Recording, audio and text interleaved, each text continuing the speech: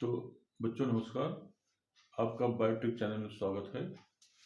तो आज बच्चों जो है वो फोटोसिंथेसिस जो प्लांट फिजियोलॉजी चल रहा है उसका आज पार्ट जो है फोर्थ है वो, और बहुत ही इम्पोर्टेंट पोर्शन चल रहा है क्योंकि जहाँ भी आप जाएंगे, चाहे नीट का पेपर हो और चाहे बोर्ड का पेपर हो, इससे जो है क्वेश्चन हमेशा रहेगा। और जो है लेकिन स्टार्ट करने के पहले आप इसको सब्सक्राइब कर लीजिए। इससे फायदा होता है कि आपको हर एक वीडियो आपके पास तक पहुंचता रहेगा, और इसको शेयर कर दीजिए। इससे फायदा होता है कि आपके जो यार दोस्त होंगे इसके उनके पास तक आपका वीडियो ये पहुंचता रहेगा। अगर आपको कोई क्वेरी करना हो तो आप इस कंटेंट पर जो है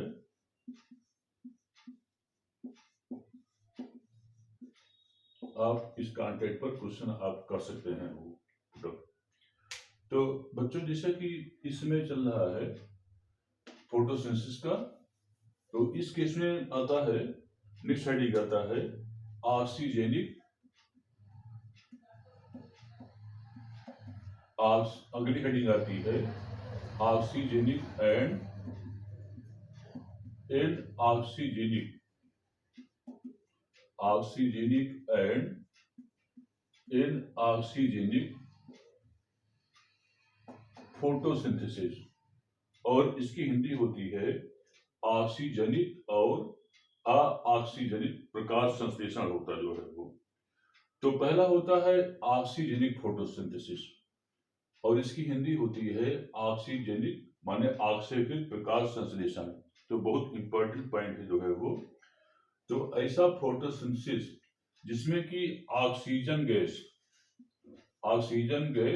रिलीज होता है, उसे हम ऑक्सीजनिक फोटोसिंथेसिस कहते हैं वो। और सेकंड होता है कि एनऑक्सीजनिक फोटोसिंथेसिस जिसमें कि ऑक्सीजन का रिलीज ना हो, उसे हम एनऑक्सीजनिक फोटोसिंथेसिस कहते हैं वो। तो ऑक्सीजनिक फोटोसिंथेसिस जो होता है, जब इसकी बात करते हैं तो ऑक्सीजन गैस जब रिलीज हो तो उसे हम ऑक्सीजनिक फोटोसिंथेसिस कहते हैं। जैसे कि कार्बन डाइऑक्साइड और प्लस H2O, ये हो जाएगा इक्वल टू, इसमें शर्करा का फॉर्मेशन होता है, और इसमें ऑक्सीजन गैस जो होती है रिलीज होती है। और यह जो होता है, जितने ग्रीन प्लांट्स होते हैं वो, जितने ग्रीन प्लांट्स हैं, और एंड साइनोबैक्टीरिया।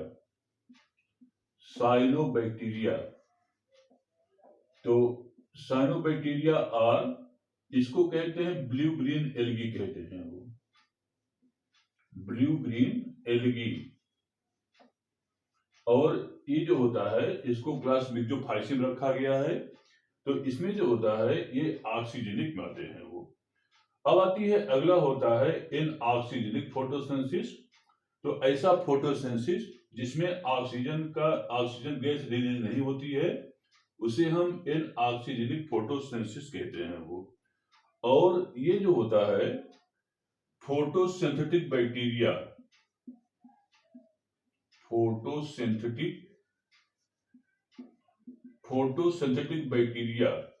और इसकी हिंदी होती है प्रकाश संश्लेषी जीवाणु में जो है एनऑक्सीजनिक फोटोसिंथेसिस होता है, जिसमें कि ऑक्सीजन गैस जो होती है रिलीज नहीं होती है।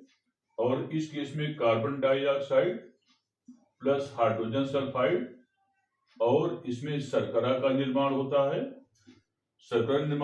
है, और इसमें सल्फर गैस बन जाता जो है वो। तो माने इस केस में क्या होता है कि जो फोटोसिंथेटिक बैक्टीरिया होते हैं, जैसे कि मतलब कि इसमें सल्फर बैक्टीरिया, इसका जो सबसे बेस्ट एग्जांपल होता है वह सल्फर बैक्टीरिया होता है। और वो क्या काम करते हैं कि आज भी गहराई समुद्र में बैक्टीरिया मिलते हैं वो, और ये क्या काम करते हैं कि कार्बन डाइऑक्साइड तथा H2S की मदद से शर्करा और सल्फर का निर्माण करते हैं। देखिए यहाँ पर ऑक्सीजन गैस का रिलीज नहीं हो पा रहा जो है वो।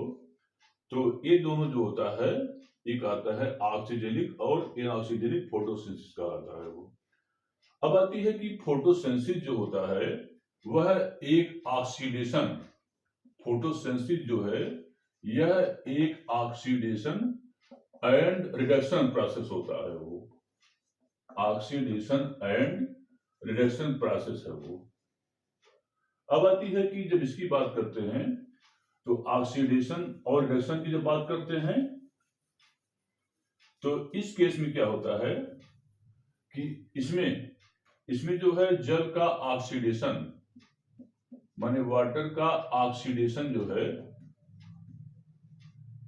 वाटर का ऑक्सीडेशन ऑक्सीजन के बनने में जो है वो, माने वाटर का ऑक्सीडेशन जो है ऑक्सीजन के बनने में। और अगला होता है कार्बन डाइऑक्साइड, कार्बन डाइऑक्साइड का रिडक्शन जो है इसमें शर्करा के निर्माण में होता है वो, शर्करा के निर्माण में होता है। इसलिए जो होता है जो फोटोसिंथेसिस होती है वह एक ऑक्सीडेशन रिडक्शन प्रोसेस होती है जिसमें वाटर का ऑक्सीडेशन ऑक्सीजन के निर्माण में और कार्बन डाइऑक्साइड का रिडक्शन जो है वो शर्करा के निर्माण में बने होता है जो है वो। अब आता है कि मॉडर्न कॉन्सेप्ट ऑफ फोटोसिंथेसिस। अगली हेडिंग आती है modern concept, modern concept of photosynthesis, photosynthesis. और इसकी हिंदी होती है प्रकाश संश्लेषण की आधुनिक अवधारणा, modern concept of the photosynthesis, या इसकी हिंदी होती है प्रकाश संश्लेषण की आधुनिक अवधारणा। जैसा कि जब मॉडर्न कॉन्सेप्ट बात करते हैं तो फोटोसिंथेसिस जो होता है वह एक ऑक्सीडेशन, एक ऑक्सीडेशन और यह एक रिडक्शन प्रोसेस होता जो है वो, जैसे कि हमने बताया जो है वो। अब आती है कि यह जो होता है जो फोटोसिंथेसिस होता है दो स्टेप में पूरा होता जो है वो। एक को कहते हैं नंबर वन, नंबर वन होता है फोटोकेमिकल, फोटोकेमिकल फेस, और इसको कहते हैं light, light dependent, light dependent reactions कहते हैं, नंबर वन होता है वो। और नंबर सेकंड होता है, नंबर सेकंड है chemical, chemical dark reaction, chemical dark reaction, और इसको कहते हैं बायोसिंथेटिक,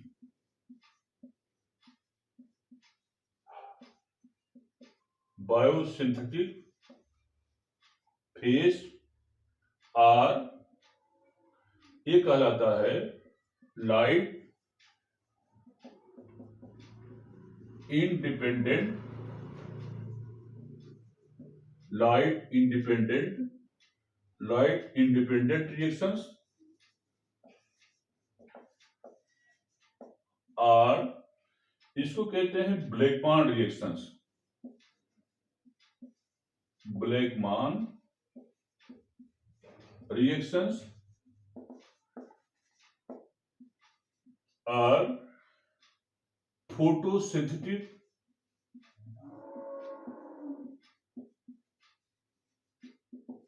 फोटोसिंथेटिक कार्बन रिडक्शन,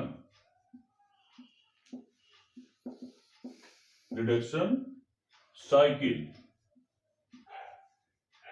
या इसको कहते हैं पीसीआर साइकिल। मींस इसमें क्या होता है, एक जो फोटोसिंथेसिस होती है ये दो स्टेप पूरा होता है। एक होता है फोटोकेमिकल फेस और लाइट डिपेंडेंट रिएक्शन, माने इस रिएक्शन के लिए जो होता है लाइट आवश्यक होता है वो। और यह जो क्लोरोप्लास्ट होता है, क्लोरोप्लास्ट के एक ग्रेनम में संपन्न होता है वो, और इसके लिए लाइट जो होती है वो आवश्यक होती है वो। माने एक चीज जो होता है इसको क्या कहते हैं, इसको ग्रेनम कहते हैं, जो है वो ग्रेनम में ये प्रोसेस संपन्न होता है। और अगला होता है chemical dark reactions, or biosynthetic phase, or light independent reactions, or Blackman reactions, or photosynthetic carbon reduction cycle, या इसको हम पीसीआर साइकिल कहते हैं वो। अच्छा, इस केस में क्या होता है कि यह जो खाली स्थान होता है इसको हम स्ट्रोमा कहते हैं वो। तो स्ट्रोमा जो होता है यह खाली स्थान होता है जो कि ग्राउंड सबस्टेंस क्लोरोप्लास्ट होता है, और इसमें डार्क रिएक्शन कंप्लीट होती है जिसके लिए सनलाइट आवश्यक नहीं है वो। हालांकि सनलाइट में भी ये प्रोसेस हो सकता है वो, और इसे हम ब्लैकमॉन रिएक्शन भी कहते हैं, और इसके अलावा इसे हम पीसीआर साइकिल भी कहते हैं, क्योंकि इसमें कार्बन का हर एक स्टेप पर क्या होता है, रिडक्शन होता है। और फांडी जो होता है इसमें ग्लूकोज का माने क्या मतलब कि ग्लूकोज का फॉर्मेशन होता है, और इसी ग्लूकोज के पॉलीमेराइजेशन से इससे स्टार्च बन जाता है वो, क्योंकि स्टार्च के रूप में जो होता है फूड का इसमें संग्रह होता है वो। तो ये दोनों स्टेप जो है वो इसमें होता है वो। अब आती है कि जो फोटोकेमिकल फेज और लाइट डिपेंडेंट रिएक्शंस होता है, इसमें क्या होता है कि जो प्रोसेस होती है तो उसमें इस केस में क्लोरोफिल जो होता है वह सूर्य से फोटोन लाइट को लेकर के एक्साइट होकर के यह अधिक ऊर्जा वाले इलेक्ट्रॉन को निष्कासित करता है, नंबर 1। और नंबर 2 क्या होता है, इसमें फोटोलिसिस ऑफ वाटर होता है, हाइड्रोजन और इलेक्ट्रॉन निकलते हैं, तथा एनएडीपी का एनएडीपीएस बनता है, और एनएडीपीएस का उपयोग जो होता है वह डार्क रिएक्शन में होता है, तथा एनएडीपीएच होता है इसको हम रिड्यूसिंग पावर भी कहते हैं वो। ये जो होता है एनएडीपी2एच जो होता है इसे हम रिड्यूसिंग पावर भी कहते हैं, जो है वो रिड्यूसिंग पावर भी एक कहलाता जो है वो। अब आती है कि जो chemical dark reaction or biosynthetic phase होता है, इसमें एटीपी माने जो फोटोकेमिकल फेज से एटीपी बना है, क्योंकि इस प्रोसेस में जो फोटोकेमिकल में एटीपी बनता जो है वो। तो एटीपी और एनएडीपी2एस जो होता है इन दोनों को हम एसी मिलिट्री पावर भी कहते हैं वो। एसी मिलिट्री पावर भी कहलाता है, और एनएडीपीएच जो टीएस होता है इसको हम रिड्यूसिंग पावर भी कहते हैं, क्योंकि डार्क रिएक्शन में यह कार्बन डाइऑक्साइड के रिडक्शन में हेल्प करता है वो।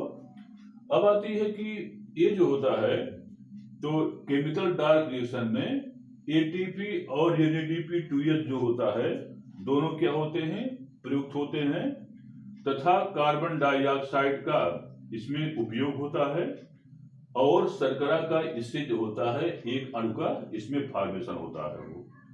अब आती है कि अब इसमें पहला हेडिंग आता है फोटोकेमिकल फेज और द लाइट डिपेंडेंट रिएक्शंस आता जो है वो। इसकी फर्स्ट हेडिंग आती है फोटोकेमिकल फेज और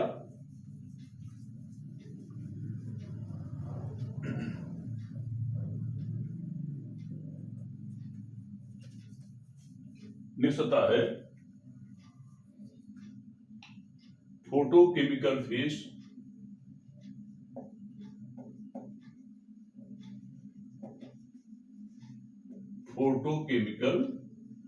फेज और इसे कहते हैं लाइट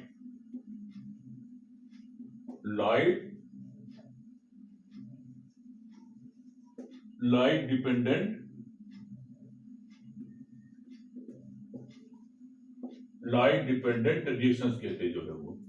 तो फोटोकेमिकल माने क्या मतलब कि ये जो लाइट डिपेंडेंट रिएक्शन होती है यह क्लोरोप्लास्ट के ग्रेनम में संपन्न होती जो है वो। ये क्लोरोप्लास्ट हो गया, यहाँ पर ग्रेनम होता है, वास्तव में ये क्या है, थैलाकॉइड। ये थैलाकॉइड है ये, और जो थैलाकॉइड का जो ग्रुप होता है इसे हम क्या कहते हैं, ग्रेनम कहते हैं वो। और एक ग्रेनम में थैलाकॉइड की संख्या जो है 10 से लेकर के 100 तक होती जो है वो। अच्छा, अब आती है कि इसमें क्या होता है कि तो बच्चों इसमें संपन्न होता है, और आज के लिए ही इतना ही पर्याप्त है। अगली वीडियो में आपको हम फोटोकेमिकल फेस और लाइट डिपेंडेंट के बारे में बताएंगे, और इसको लाइक करना बच्चों ना भूलिएगा। धन्यवाद।